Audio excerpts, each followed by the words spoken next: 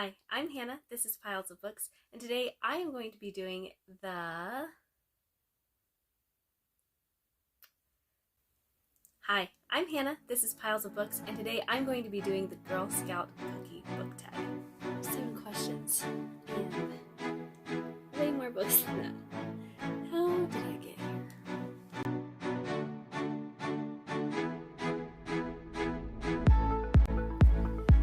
Okay, so I was tagged by Amy from Amy of Hearth Ridge. If you have not checked out her channel, I encourage you to do so. She is so easy to listen to.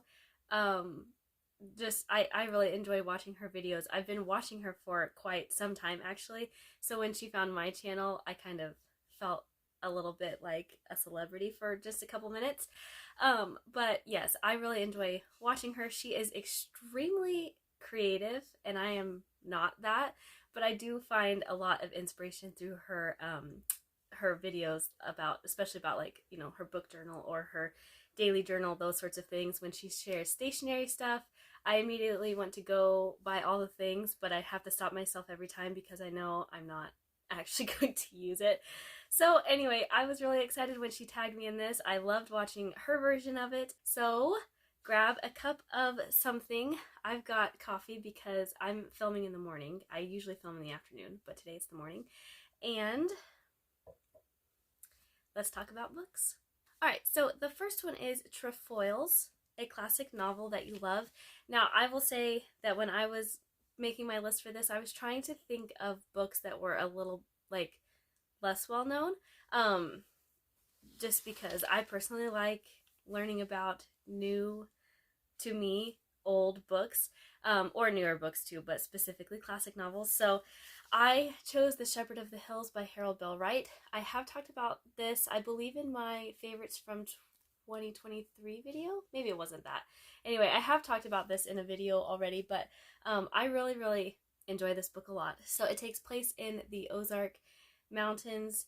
There is a young woman named Sammy and then her kind of outlaw father, and then their neighbor family. What's their last name? I can't think of the family's last name, but young Matt is the son, and he and Sammy, you know, are about the same age, and he has always loved Sammy, but Sammy is in love with somebody else. So the story just takes us through all of that, and then we see, you know, there's a backstory with young Matt's family, there's a backstory with Sammy's own family, and then we also have the shepherd who comes from just kind of, nobody knows where he came from. He keeps to himself. He works for young Matt's family,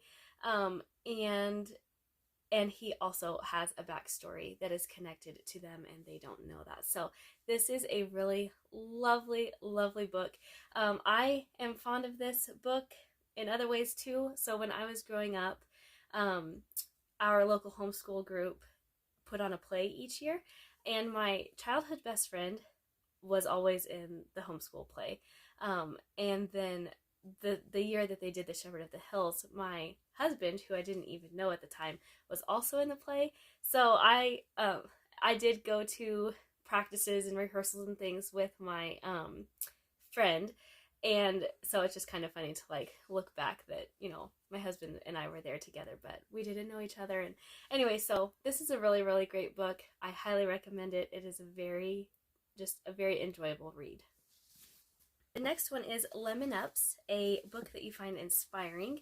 So the one I picked for that is Aggressively Happy by Joy Clarkson. So I am a big fan of any book that Annie Clarkson ever puts out.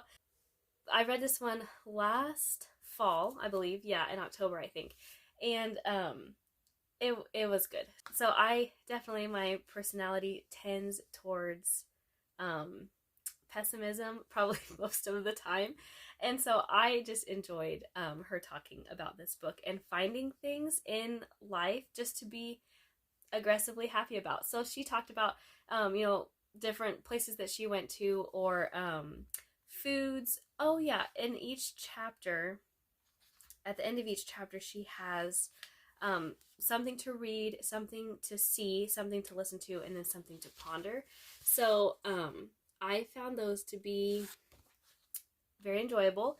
I looked up, you know, several of the songs and different things, and yeah, I don't know. So this book was just, it was really inspiring. It kind of, it was good for me to read it before we went into the winter season, because I do just have a hard time with winter. Um, but this one definitely, I thought of this several times through the winter. So I will definitely be reading this probably again this coming fall before another winter sets in. But yeah, I like this one a lot. It was very inspiring. Number 3 is S'mores, a comforting book. So I don't know if this totally fits this category, this description, but it is true for me. So that is Anne's House of Dreams. It's the 5th book in the Anne of Green Gables series. So this, in this book, Anne and Gilbert, they get married.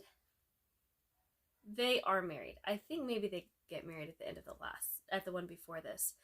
But anyway, they move to their house of dreams. They're starting their family. He's starting his medical practice. This book, I was reading this book when I was going through my most recent pregnancy loss. So for that reason, I think that is probably why it is comforting to me. Of course, it's easy to get lost in Anne book, but just all of the characters in here. Captain Jim was a favorite of mine, and then of course Miss Cornelia is a favorite too. And yeah, I don't know. This book was comforting for me at the time, but then also I just look back on it with very fond memories, and I would definitely consider this a comforting book.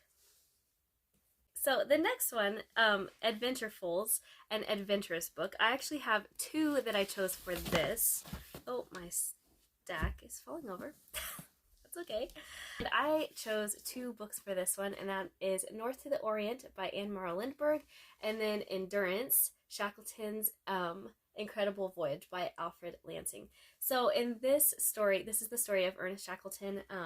I'm just going to read off of the back really quick. It says, bound for Antarctica, where polar explorer Ernest Shackleton planned to cross on foot the last uncharted continent, the Endurance set sail from England in August 1914. In January 1915, after battling its way for 6 weeks through 1,000 miles of pack ice, and now only a day's sail short of its destination, the Endurance became locked inside an island of ice. For 10 months, the ice-moored Endurance drifted northwest before it was finally crushed. But for Shackleton and his crew of 27 men, the ordeal had barely begun. It would end only after a near-miraculous journey by Shackleton and a skeleton crew through over 850 miles of South Atlantic's heaviest seas to the closest outpost of civilization. So I actually listened to this book, and the narrator was fantastic. His voice definitely fit the mood for the story. So this was incredible to read. It was not for the faint of heart. I don't think. There were several times where I knew that they made it out, but just like in the midst of it, it didn't feel like they were going to make it out. That's for sure. So I did really enjoy this book a lot, and I have recommended it to several different people. It was good, but it definitely felt, I wouldn't want to read this in the wintertime, because obviously it felt very wintry, but it also just felt very dark. Like the whole book felt like it was happening at nighttime, and there was a lot of darkness, and so I think that is why it felt that way to me. But yes, anyway, this is a good one. But on a bit of a lighter note is North to the Orient by Anne Morrow Lindbergh. This story is a bit of an adventure. Anne and her husband, Charles Lindbergh, the famous airplane pilot, charted a way to China from New York by going through, I don't know if it's the Arctic Circle technically, but here's a map of it. So it was just the 2 of them together. She manned the radio while he flew the plane. They made some stops, some different small villages and stuff in Canada and Alaska, before making their way to Asia. So I really enjoyed this a lot. My husband bought this book for me after I read Gifts from the Sea by her.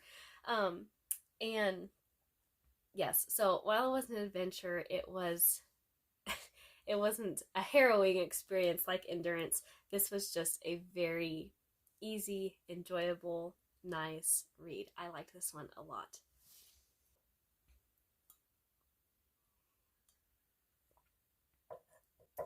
Okay, the next one is Samoas, a book that blends 2 or more genres. And I had a bit of a hard time with this one. I must not read very many like gender bending books. Either that or I was thinking about it too hard, which is also very likely the case. But for this one too, I have 2 books. The first one is Those Who Love by Irving Stone. So this is a biographical novel, very much like Lady of the Lakes by Josie S. Kilpack that I've talked about a couple of times. That is the true story of Sir Walter Scott. This one is about John and Abigail Adams, and it is written from the viewpoint of Abigail Adams. So it is true. I mean, the events in this book really did happen. It's all the way from before their courtship, their marriage, to having children, to all of his political things. But it is also fiction. So I really enjoyed this. I don't actually think that I completely finished it. Like now that I'm really thinking about it, and I don't know why, because I loved it while I was reading it. So I'm not sure. I need to go back and look through this, and if I didn't finish it all the way, I should finish it or reread it, because I did really like it a lot. So there were quite a few things in here that I didn't know, and it was fun to read. It was good to read. Like I was learning a lot, but it was also not just a dry biography either. Not that all biographies are dry, but it wasn't that. It's a story. It was very beautifully written, and yeah, I enjoyed it. It was good. The next one that I have is like completely different, and that is Stalking the Wild Asparagus by Ewell Gibbons.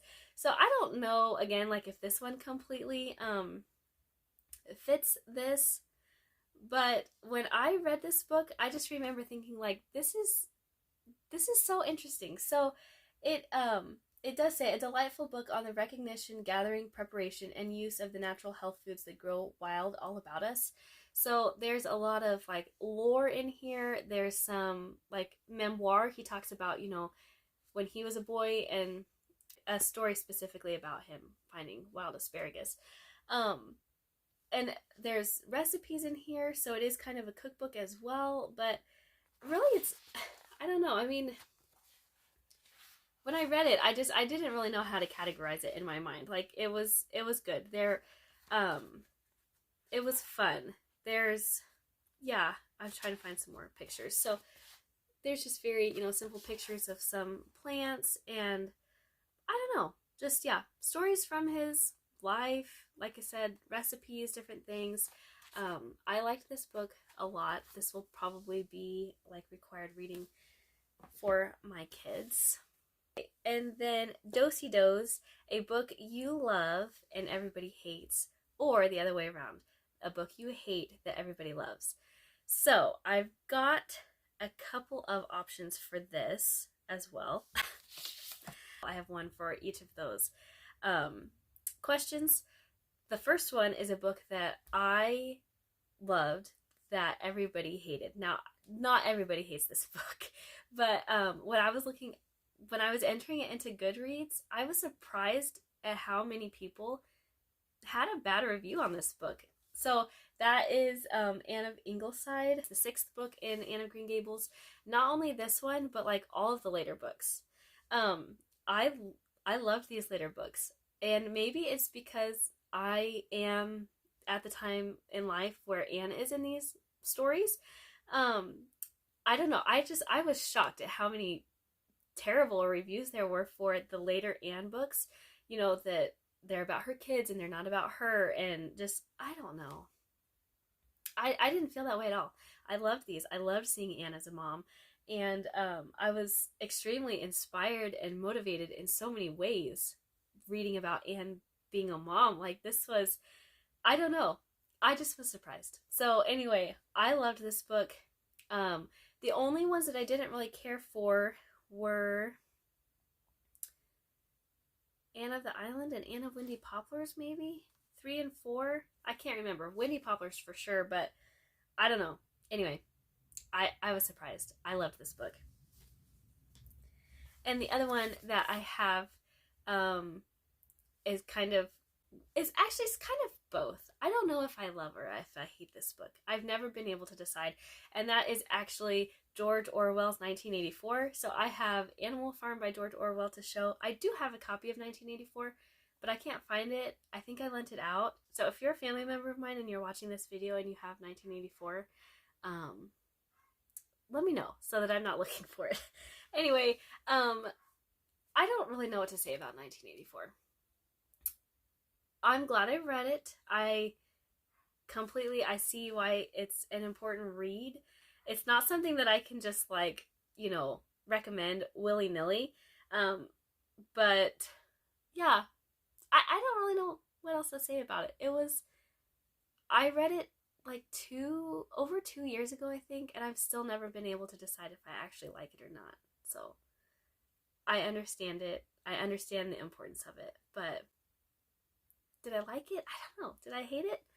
I don't know. I'll probably never know. Maybe I need to reread it. Okay, the last one is Thin Mint's all-time faves.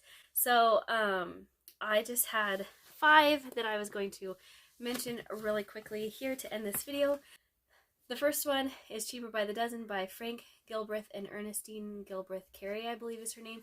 And along with that is Bells on Their Toes by the same. I just finished Bells on Their Toes. I will be talking about this in my April wrap-ups, so I don't want to talk about it too much here.